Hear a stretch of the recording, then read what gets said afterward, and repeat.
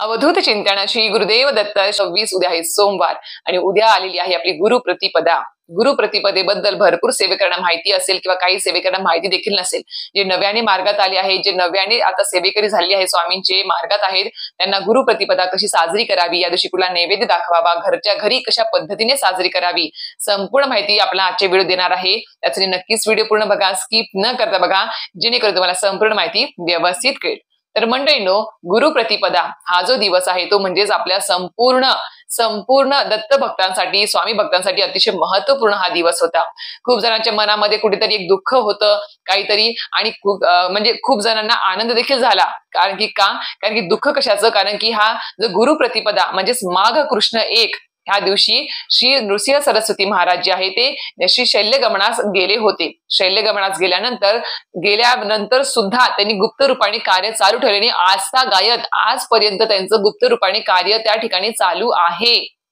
म्हणून सांगते की भलेही श्री नृसिंह सरस्वती महाराज माघ कृष्ण 1 गुरुप्रतिपदा या दिवशी जरी ते शल्यगमनास निघून गेले होते, तरी सुद्धा ते अजून सुद्धा गुप्त रूपाने त्यांच्या निर्गुण पादुकांच्या स्वरूपामध्ये अजून देखील श्री क्षेत्र गाणगापूर येथे ते वास्तव्यास आहे आणि त्यांचं कार्य अजून देखील चालू आहे। म्हणून सांगते की हा जो दिवस आहे तो खूप महत्वाचा आहे। म्हणून सांगते की हा जो दिवस आहे उद्या गुरुप्रतिपदा, तो आपल्या घरच्या घरी, केंद्रामध्ये तर साजरा होतो, पण घरच्या घरी सुद्धा आपला हा साजरा करायचा आहे। तो कशा पद्धतीने करायचा हे आपण बघूया।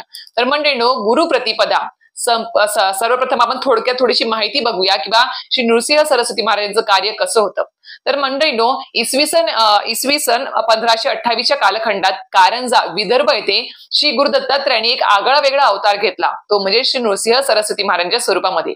श्री नृसिंह सरस्वती महाराज जे आहे ते 100 वर्ष यांनी भ्रमण केलं आणि 50 वर्ष श्री क्षेत्र गाणगापूर येथे तिथे वास्तव्य केलं आणि तिथे तिथे वास्तव्य करून त्यांनी एक महान तीर्थक्षेत्राची त्यांनी निर्मिती त्या ठिकाणी केली। श्री क्षेत्र गाणगापूर भरपूर सेवेकरी दत्तभक्त या ठिकाणी जाऊन आलेले असतील आणि खरंच सांगते, मला आता सेवेमध्ये येऊन एक 10-11 वर्ष होत आहे आणि या 10-11 वर्षामध्ये मला कधीच योग नाही आला गाणगापूरला जायचा। अक्कलकोटला सुद्धा आता मला जेमतेम माझी जशी सेवा वाढली, माझे पारायण झाले, त्यानंतर मला म्हणजे जेमतेम 7-8 वर्षानंतर मला 9 वर्षानंतर मला अक्कलकोटला जायचा योग आला पहिल्यांदा। त्यानंतर मला प्रत्येक वर्षी योग येत आहे अक्कलकोटला जायचा। ही असते सेवेची ताकद। सेवा तुमची वाढत गेली की हळूहळू तुमचे दोष, प्रारब्धाचे दोष कमी होतात आणि तुम्हाला असे योग येतात। जिथं त्यांनी कार्य केलं आहे, गुरुक्षेत्रामध्ये संपूर्ण माहिती दिलेली आहे, पण जिथं त्यांनी श्री नृसिंह सरस्वती महाराज, दत्त महाराज किंवा स्वामी समर्थ महाराज यांनी कार्य केलेलं आहे, गोष्टी घडलेल्या आहेत, त्या ठिकाणी जायचा योग तुमचा जुळून येत असतो आणि आपल्या हातामध्ये काहीच नसतं। त्यांच्या मनात असेल तिथं जर योग यायचा असेल आपल्याला जायचा, पण किती ठरवा, अक्कलकोटला जायचे, पिठापूरला जायचे, कुरोपूरला जायचे, गाणगापूरला जायचे, आपण ठरवून काहीच होत नसतो। अचानक योग येतो आणि त्यांच्या इच्छा असेल तर आपण नक्कीच त्यांचं दर्शन घेऊ शकतो। त्याच पद्धतीने अक्कलकोटला 2 वर्ष जायचा योग आला, पण मागच्या वर्षी तुम्हाला सांगितलं, आता मागच्या डिसेंबरमध्येच 2025 डिसेंबरमध्ये योगाने दत्त जयंती झाली, पारायण पार पडलं, सप्ताह झाला आणि योगाने मनी ध्यानी नसताना सुद्धा गाणगापूरला जायचा योग आला। तो पण म्हणजे माझे आई वडिलांच्या, मी खरं सांगेल की आई वडिलांच्या इच्छा होती, त्यांच्यामुळे मला सुद्धा जायचा तिथे आणि मला, माझ्या मिस्टरांना, मुलीला सुद्धा जायचं तिथे योग आला। म्हणजे खरंच सांगते की आई वडिलांना सुद्धा आता खूप असा, म्हणजे माझ्या आई वडिलांना खरंच म्हणजे एक हुरूप आलेला आहे किंवा सेवा करायची स्वामींची। ते सुद्धा स्वामी सेवा करतात, वेळोवेळी सप्ताहामध्ये सहभाग घेतात।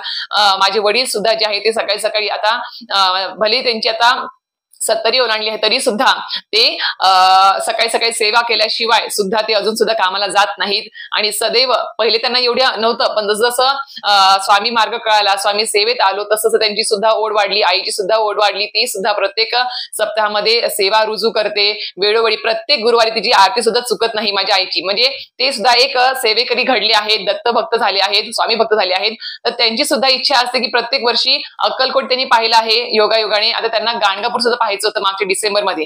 मग चला म्हटलं, योग आला होता, त्याच्यामुळे त्यांच्या निमित्ताने आम्हाला सुद्धा गाणगापूर बघायचा योग आला आणि मी तर पहिल्यांदा मागच्या डिसेंबरमध्ये गाणगापूरला गेली होती।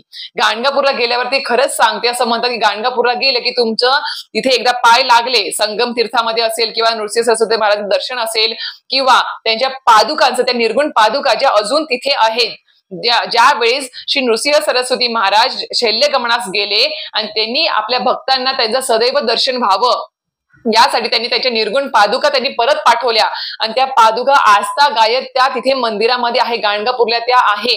मी स्वतः त्याचं दर्शन घेतलं, स्वतः बघितलं, त्याबद्दल माहिती सुद्धा ऐकली. त्या निर्गुण पादुका एवढ्या जिवंत आहेत, मी खरंच सांगते. जशा त्या पाठवल्या तशाच त्या आहेत, फक्त त्याला एक साचा केला आहे, त्या साच्यामध्ये पादुका आहेत. मी ते तुम्हाला फोटो पीप करेल वाटलं असतं. आणि त्या पादुकांमध्ये एवढी ताकद आहे, एवढी शक्ती आहे की त्यांचं जो कोणी दर्शन घेईल त्याचे सर्व पाप ताप म्हणजे दैन्य दुःख जे काही सगळं त्याचा नाश होऊन जातो, सगळं काही तुमचं दुःख दैन्य दूर होतं. एवढं ताकद त्या पादुकांच्या दर्शनामध्ये आहे.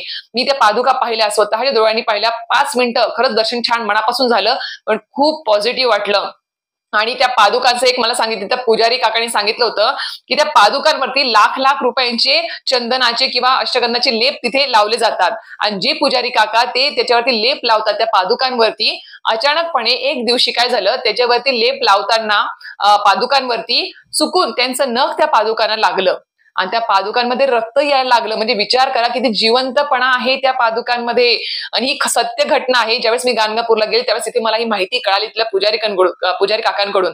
म्हणून तुम्हाला सांगते की तुम्ही माझा व्हिडिओ पाहिला असेल गाणगापूरचा, ते काका जी माहिती देत होते त्या व्हिडिओमध्ये तिथल्या गाणगापूरची किंवा त्या स्वामी समर्थ महाराजांच्या जिथे जे गुरुचरित्र ग्रंथातले 2 अध्याय गाणगापूरला झालेले आहेत, घडलेले आहेत, त्याबद्दलच्या काकांनी माहिती दिलेली आहे. त्या काकांनी सांगितलं की बा त्या पादुकांमध्ये चुकून त्या पुजारी काकांचं नख लागलं तर रक्त यायला लागलं होतं त्या पादुकांमधून. एवढा जिवंतपणा आहे. म्हणून सांगते आयुष्यामध्ये एकदा तरी, बाकी कुठे तुम्हाला फिरायचं ते फिरा, पण एकदा तरी कुरवपूर, पिठापूर असेल, गाणगापूर असेल, अक्कलकोट असेल, या तीर्थक्षेत्रावर जाऊन खरंच दर्शन घ्या, अनुभूती घ्या. ज्या सत्य घटना तिथे घडलेल्या आहेत, ज्या आपण गुरुचरित्र ग्रंथामध्ये वाचल्या आहेत, त्या सत्य घटना त्या तिथे घडलेल्या आहेत आणि त्याची अनुभूती तिथे गेल्याशिवाय, ते सगळं पाहिल्याशिवाय खरंच सांगते अनुभवायला मिळणार नाही आहे. मी तर गाणगापूरला पहिल्यांदा गेले, पादुकांचं दर्शन घेतलं, मंदिरात दर्शन घेतलं, त्यानंतर संगम तीर्थावर गेलो. तिथे नृसिंह सरस्वती महाराजांचं मोठं मंदिर, तिथं ते संगमावरती जाऊन स्नान करून तिथे तपश्चर्या करायची. त्या जागेवर एक मोठं मंदिर बांधलेलं आहे. तिथे तुमचा एक फोटो सुद्धा पीप करेल बघा मी तिथे मी फोटो काढलेला आहे स्वतः दर्शन घेऊन. मेन मूर्तीचा नाही, तिथे दर्शन म्हणजे फोटो काढायला अलाउड नाहीये, पण मागे एक फोटो होता त्यांचा, तिथे मी फोटो काढलेला आहे, तो सुद्धा मी तिथे पीप करेल. खूप प्रसन्न वाटतं, खूप पॉझिटिव्ह वाटतं. आणि संगम तीर्थावर सुद्धा स्वतःचे हातपाय धुवून किंवा स्नान केल्यावर सुद्धा सर्व दुःख म्हणजे तुमचा कुठलाही रोगराई असू दे, सगळं काही असू दे, सगळं काही दूर होतं. एवढं ताकद त्या संगम तीर्थाच्या पाण्यामध्ये आहे किंवा दर्शनामध्ये आहे, त्या पादुकांच्या दर्शनामध्ये आहे. त्यामुळे आयुष्यामध्ये एकदा तरी गाणगापूरला जायचा योग आणाच आणि जाऊन दर्शन घ्याच, तुम्हाला अनुभूती येईल. आणि त्या सगळ्या सत्य घटना ज्या गुरुचरित्रामध्ये आपण वाचल्या आहेत, त्या डोळ्यासमोरच्या तरळतात की इथेच श्री नृसिंह सरस्वती महाराजांनी तपश्चर्या केली, या संगमावरती ही घटना घडली, त्या पादुकांचं हे झालं, सगळं काही डोळ्यासमोर येतं. म्हणून एकदा तरी दर्शन नक्कीच घ्यायला जा. आता गुरुप्रतिपदा बद्दल तुम्हाला थोडक्यात ही माहिती तर कळाली असेलच, पण अजून थोडक्यात थोडीशी माहिती सांगते की निजगमनास जाताना तुम्हाला सांगितल्याप्रमाणे स्वतःच्या निर्गुण पादुका श्री क्षेत्र गाणगापूर येथे सेवेसाठी त्या आस्था गायत तिथे ठेवलेल्या आहेत. कारण की खूप भक्तांची इच्छा होती किंवा श्री नृसिंह सरस्वती महाराज तुम्ही जर शल्यगमनास गेलात तर आम्हाला तुमचं दर्शन कसं होणार, तुमची सेवा आमच्याकडून कशी घडणार. म्हणून ते ज्या वेळेस ते त्या नदी तीरावर संगम तीर्थाच्या स्थानी येऊन ते ज्यावेळेस त्या नावेमध्ये बसून श्री शल्यगमनास निघाले होते, त्यावेळेस सर्व भक्तांना खरंच दुःख वाटत होतं की ते निघाले आहेत, पण त्यांची सेवा, त्यांचं दर्शन किंवा कसं घडणार आम्हाला, याच्या पुढे कसं होणार आम्हाला. तर त्यावेळेस श्री शल्यगमनास श्री नृसिंह सरस्वती महाराज निघून गेले, पण त्यांनी परत त्या नावेमध्येच त्यांच्या त्या पादुका आहेत, त्या निर्गुण पादुका त्यांना परत पाठवल्या की ह्या पादुकांच्या स्वरूपामध्ये मी सदैव गाणगापुरामध्ये वास्तव्यास असणार आहे आणि गुप्त रूपाने माझं कार्य चालू असणार आहे. हे आस्था गायत तिथे घडत आहे. आणि तिथे जर तुम्ही कधी आरतीला जर उभे राहिला त्या मंदिरामध्ये, तुम्हाला इतकी छान अनुभूती येईल ना, खूप छान अशी अनुभव, म्हणजे आरती असते त्या मंदिरामध्ये सुद्धा. तर नक्कीच गाणगापूरला जाऊन तिथे दर्शन नक्कीच घ्या आणि त्या पादुकांचं आवर्जून दर्शन घ्या.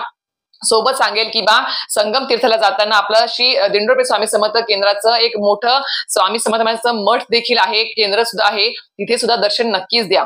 तर अशा प्रकारे तुम्हाला ही संपूर्ण माहिती कळाली असेलच. आता तुम्हाला एक सांगू इच्छिते की आता या दिवशी म्हणजे श्री गुरुप्रतिपदा आता उद्या आहे 2 तारखेला, तर उद्या आपल्याला काय काय गोष्टी करायच्या ते तुम्हाला सांगते. तर उद्या सकाळी लवकर उठून तुम्हाला आपलं स्नान वगैरे सगळं काही झाल्यानंतर, सुचिरभूत झाल्यानंतर, आपल्याला देवपूजा करताना आता ज्यांच्या घरामध्ये श्रीपाद शिवल्लभांचा फोटो किंवा मूर्ती असेल, श्री नृसिंह सरस्वती महाराजांचा फोटो किंवा मूर्ती असेल, दत्त महाराजांचा फोटो किंवा मूर्ती असेल, किंवा श्री स्वामी समर्थ महाराजांची फोटो किंवा मूर्ती असेल, या 4 पैकी तुमच्याकडे कुठल्याही फोटो किंवा मूर्ती त्यांच्या असतील किंवा काहीच नाहीये, फक्त स्वामी समर्थ महाराजांचा फोटो आहे, आणि किंवा दत्तमाची मूर्ती आहे, फोटो आहे, तर नक्कीच त्याच्यावरती उद्या तुम्हाला अभिषेक करायचाच आहे. अभिषेक करताना मी खरं सांगेन तुम्हाला पंचामृताने करा किंवा पैच्या पाण्याने करा, पण नक्कीच उद्या त्यांच्यावर अभिषेक करायचा आहे. आणि अभिषेक करताना एक वेळेस अथर्व शीर्षम, एक वेळेस पुरुष सुक्तम, एक वेळेस श्री सुक्तम आणि एक वेळेस तुम्हाला त्याच्यावरती पवमान सुक्तमचा अभिषेक करायचा आहे. हे तीर्थ जे आहे ते नक्कीच घरामध्ये प्रत्येकाने प्रसाद म्हणून थोडं ग्रहण करायचं आहे, तीर्थ म्हणून ग्रहण करायचं आहे. उरलेलं घरात तुम्ही शिंपडून देऊ शकता. हे केल्यानंतर त्यांना जागेवर स्थानापन्न देवघर तुम्हाला ठेवायचं आहे. त्यांचं स्थानावरती त्यांना तुम्हाला अष्टगंध, चंदन वगैरे त्यांना तुम्हाला लावायचं आहे, फूल अर्पण करायचे आहेत. अजून एक सांगेल की श्री नृसिंह सरस्वती महाराज यांना फुलं कुठली प्रिय होती, तीच फुलं तुम्ही स्वामी समर्थ महाराज, दत्त महाराजांना जरी अर्पण केली तरी सुद्धा चालणार आहे. तर त्यांना प्रिय असलेली फुलं म्हणजे कोणती? तुळशी, पारिजात, बकुळ, केवडा, गुलाब ही त्यांना आवडणारी फुलं होती. यापैकी तुम्हाला कुठली फुलं भेटली किंवा नाहीच भेटली, इतर कुठली फुलं असेल तर तुम्ही पिवळं फुल असेल तरी सुद्धा त्यांना तुम्ही अर्पण करायचं आहे उद्या. हे केल्यानंतर तुम्हाला उद्या सकाळी 8च्या अगोदर, जमलंच सकाळी 8च्या अगोदरच तुम्हाला अभिषेक वगैरे करून घ्यायचा आहे. आणि तुम्हाला माहिती आहे केंद्रामध्ये ज्याप्रमाणे 8:30ला भूपाळी आरती असते त्याप्रमाणे तुम्ही सकाळी सकाळी अभिषेक वगैरे त्यांचं झाल्यानंतर तुम्ही सकाळी सकाळी एखादं फळ किंवा साखर काहीतरी गोड त्यांना नैवेद्य तिथे ठेवा पूजा वगैरे अभिषेक झाल्यानंतर. आणि तुम्हाला तिथे 8:30ला जर तुम्हाला भूपाळी आरती करता आली तर नक्कीच भूपाळी आरती करायला विसरायचं नाही. ज्यांना 8:30ला भूपाळी आरती करता येणार नाही आहे त्यांनी 10:30ची नैवेद्य आरती असते त्या नैवेद्य आरतीपर्यंत तरी तुम्हाला नैवेद्य आणि आरती हे सगळं काही करायचं आहे. तर नैवेद्य काय असावा उद्या? तर नैवेद्य तुम्हाला काय करायचं आहे? साधा सिंपल जरी केला किंवा पुरणपोळीचा जरी केला तरी सुद्धा चालणार आहे. भाजी चपाती, वरण भात किंवा पुरणपोळीचं नैवेद्य असलं तरी चालेल. त्याच्यामध्ये तुम्हाला घेवड्याची जी श्रावणी घेवडा त्याची तुम्हाला भाजी, सुकी भाजी तुम्हाला तिथे ठेवायची आहे. नैवेद्यामध्ये ही घेवड्याची भाजी असायलाच पाहिजे, कारण की आपणास माहिती आहे की गुरुक्षेत्रामध्ये या घेवड्याच्या, श्रावणी घेवड्याच्या शेंगांचा खूप जास्त उल्लेख आहे आणि ते खूप जास्त प्रिय आहे ती भाजी त्यांना नैवेद्यामध्ये. म्हणून तो नैवेद्य आपल्याला त्याच्यामध्ये श्री श्रावणी घेवड्याची भाजी असायलाच पाहिजे आहे. गोड वगैरे एखादा पदार्थ करू शकता. जमलं तर उद्या तुम्हाला बेसनाचे लाडू 1 किंवा 2 जरी तुम्ही ते बेसनाचे लाडू जर तुम्ही करून तिथे ठेवले नैवेद्यामध्ये किंवा एखाद्या वाटीमध्ये बाजूला तरी सुद्धा चालणार आहे. किंवा सकाळी सकाळी बेसनाचे लाडू ठेवा, विकत आणा किंवा स्वतः घरी बनवा. तुम्ही सकाळी सकाळी बेसनाचे लाडू बनवा, कारण की खूप जण सकाळी सकाळी कामाला जातात, जॉबला जातात. उद्या सोमवार आहे, वर्किंग डे आहे, त्यामुळे ज्यांना सकाळी जमणार नाही त्या गोष्टी त्यांनी संध्याकाळी 6:30च्या किंवा संध्याकाळी जर नैवेद्य दाखवला अन्नाचा आणि सकाळी फक्त बेसनाचा लाडू जरी ठेवून गेलात अभिषेक करून तरी सुद्धा चालणार आहे. आणि संध्याकाळी ज्यावेळेस नैवेद्य दाखवताल त्यावेळेस तुम्हाला ती आरती वगैरे करून नैवेद्य दाखवायचा आहे आणि तो नंतर ग्रहण करायचा आहे. उपवास वगैरे करायची गरज नाही आहे. तर ह्या पद्धतीने तुम्हाला करायचं आहे. नैवेद्य तुम्हाला कळाला. नैवेद्यानंतर आता सगळ्यात महत्वाचं म्हणजे उद्या गुरुप्रतिपदा आहे, तर या दिवशी सेवा सुद्धा महत्वाची आहे. त्यामुळे या दिवशी आपल्याला नित्य सेवा तर करायची आहे, पंचभाग्य सुद्धा करायचं आहे. सोबतीला उद्या तुम्हाला 11 माळी जप वेगळा करायचा आहे. नित्य सेवेमधला 11 माळी जप वेगळा आणि 11 माळी जप अजून दुसरा वेगळा करायचा आहे. गुरुप्रतिपदा आहे म्हणून 11 माळी जप करायचा आहे. आणि सोबत तुम्हाला श्री गुरुचित्र ग्रंथातील 51वा आणि 52वा अध्याय हा तुम्हाला वाचायचा आहे. आणि हा अध्याय वाचताना मध्यम आवाजामध्ये स्वतःला ऐकू येईल आणि आपल्या वास्तूमध्ये थोडासा आवाज मोठ्याने म्हणजे घुमेल अशा पद्धतीने तुम्हाला तो पठण करायचा आहे. 51वा आणि 52वा अध्याय श्री गुरुचित्र ग्रंथातला.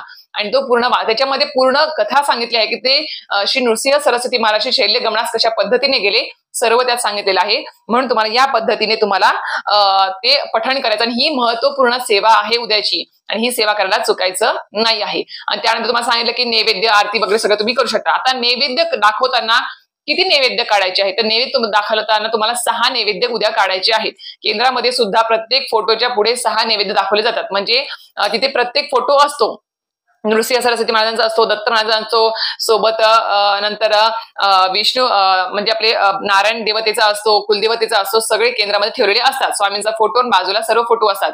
त्या प्रत्येक फोटो समोर नैवेद्य उद्या ठेवला जातो. आणि त्याच पद्धतीने जर तुम्हाला घरी सुद्धा इच्छा असेल की तुम्हाला नैवेद्य दाखवायचा आहे प्रत्येकांच्या प्रित्यर्थ, तर तुम्ही 6 नैवेद्य काढायचे आहेत.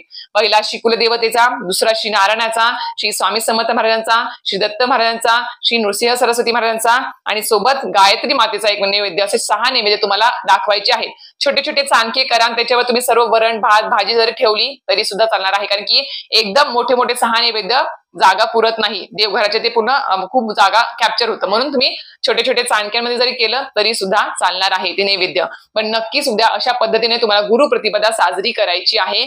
आवर्जून करा आणि जवळपास केंद्रामध्ये सुद्धा भेट द्या, तिथे सुद्धा आरतीला उपस्थित राहा आणि तिथे सुद्धा गुरुप्रतिपदा हा सण म्हणजे साजरा होणार आहे. अतिशय महत्वपूर्ण उद्याचा दिवस आहे. नक्कीच मी सांगेल की बा हा दिवस उद्या गाणगापूरला तर मोठ्या उत्साहामध्ये हा दिवस साजरा होत असतो. त्या नक्कीच ज्यांना गाणगापूरला जाणं शक्य असेल उद्या, नक्कीच गाणगापूरला जाऊन उद्या नक्कीच तिथे ती अनुभूती घ्यावी त्या सर्व गोष्टींची. तर अशा प्रकारे तुम्हाला आजचा व्हिडिओ माहिती आवडली नक्कीच व्हिडिओ लाईक शेअर सबस्क्राईब करायला विसरू नका. श्री स्वामी समर्थ.